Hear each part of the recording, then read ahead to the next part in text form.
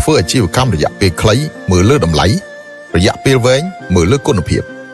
តម្លៃអាចតាក់ទាញមនុស្សបានតែមួយរយៈប៉ុន្តែគុណភាពទើបអាចរក្សាមនុស្សបានមួយជីវិតគុណភាពឈ្នះមួយពិភពលោកគុណធម៌ទទួលបានចិត្តសាធារណជនគ្មាននរណាល្ងងទៅដាក់តម្លៃខ្ពស់ពេករហូតដល់រុញអតិថិជនឲ្យដើរចេញនោះទេប៉ុន្តែក្នុងទីផ្សារសប្តាហ៍ថ្ងៃនេះ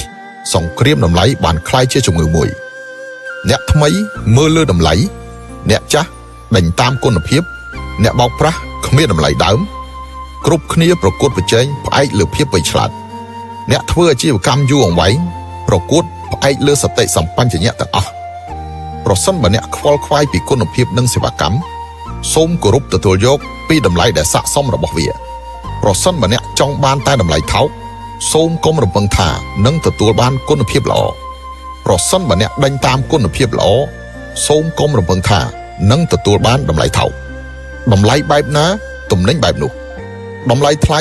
វាមានហេតុផលរបស់វាតម្លៃថោកប្រហែលជាមិនខុសទេប៉ុន្តែច្បាស់ជាមានបង្កប់នៅហានិភ័យខាងក្នុងអ្វីដែលពិតជាអាចធ្វើឲ្យមនុស្សរំភើបពេញចិត្តមិនមែនជាតម្លៃទាបនោះទេប៉ុន្តែវាគឺជាគុណភាពដែលមានស្ថិរភាពសេវាកម្មដែលអាចទុកចិត្តបាននិងអាកប្បកិរិយាដែលអ្នកនិយាយបានធ្វើបានសរុបមកតម្លៃនៃគុណភាពនិងសេវាកម្មថោកពេកតែងតែមានហានិភ័យជោគជ័យយូរអង្វែងមិនពឹងលើការប្រកួតតម្លៃទេប៉ុន្តែពឹងលើគុណភាពល្អសេវាកម្មអាចទុកចិត្តបាននិងភាពស្មោះត្រង់